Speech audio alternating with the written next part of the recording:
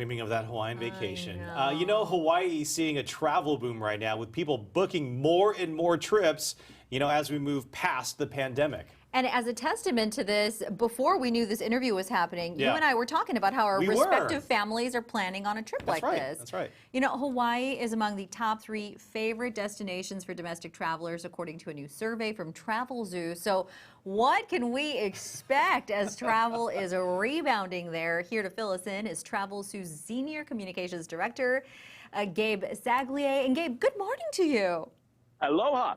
Aloha. Aloha, my friends. Good to see you from the big island of Hawaii. Oh my goodness. Gabe, let's start off. Just tell us the surroundings right now before we talk about what we're really going to talk about. What's the temperature like? I mean, I'm trying to live off of here right now. Come on. So, we're with daylight savings over, we're only 2 hours behind you guys. So the sun came up about 30 minutes ago. I'm on the Kohala coast. Okay, so I flew out here. It was about a 5.5-hour flight from the West Coast. Right.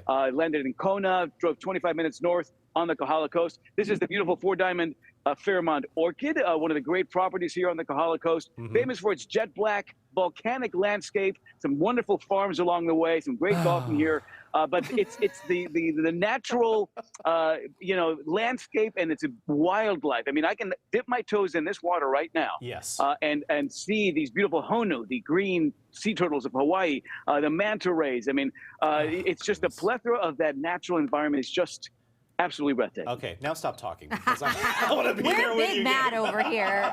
Let's talk numbers. All right. So, I mean, what is the state of Hawaii seeing when it comes to travel numbers right now? Is it doubled? Is it back to pre-pandemic levels? What are you seeing? Great question. So clearly a lot of appetite for travel back to Hawaii on the Travel Zoo website. The number of click-throughs on Hawaiian deals for 2022, bigger than 2018 and 2019 combined. So again, a lot of appetite. Numbers, as far as numbers of travelers rebound to pre-pandemic levels, we're expecting that close to 2025. But what's interesting is, although numbers have dipped about 10 to 20% from pre-pandemic levels, people are staying a bit longer. The average stay here is about a day longer than pre-pandemic, and folks are spending about 15 to 20% more than they would have pre-pandemic. They're also traveling in slightly larger groups. So maybe grandma now comes along on that Hawaiian trip. So numbers slowly rebounding, but as that happens, the reality of the impact that travel has on a place like Hawaii, which became very evident during the pandemic and right after it reopened, certainly is part of the messaging that I think a lot of you will start to see as you begin to plan your 2023 trips out here. And this concept of malama, you'll see that word a lot, I think. Malama, the Hawaiian word for caring for, taking care of, is going to be a big part of the messaging for travelers out here for sure.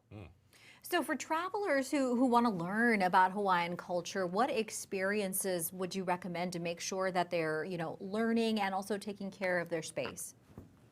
And that's the idea. There's so many experiences here that sort of satisfy our wanderlust and allow us to tap into that wonder that is so very much a part of the Hawaiian experience. But the more we appreciate Hawaii, the more we learn about its culture, its people, its history, the easier it is to become responsible travelers out here, respectful travelers. So if we're swimming out here in this beautiful water, and I say this part of the coast here is one of the best places you're going to actually be able to swim with some of these beautiful green sea turtles, you want to observe them from a distance, right? You want to do it respectfully. I was here over the summer with my family. We did the sunrise canoe ride, for example.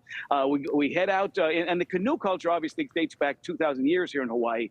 It's a great thing, aerobic thing to do in the morning, but when you're out there and you're surrounded by these beautiful sea creatures, and then you turn around and you see that island from about a mile out of shore, you realize how beautiful it is. Again, you want to come back on land and just be more respectful of that of the land.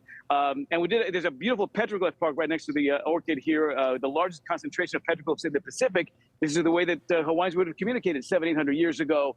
Again, a great thing to do, a great hike, but the more you learn about the culture, easier it is to become a respectful visitor to the islands. Well, you sold me, Gabe. You sold me. We're going. We're going. I'll see you there. I'll see you there in about 5 hours. You got Gabe. it. Thank you so much. We appreciate it. I'll wait for you, my friend. Travel Zoo's Gabe Saglie. Always good to see you.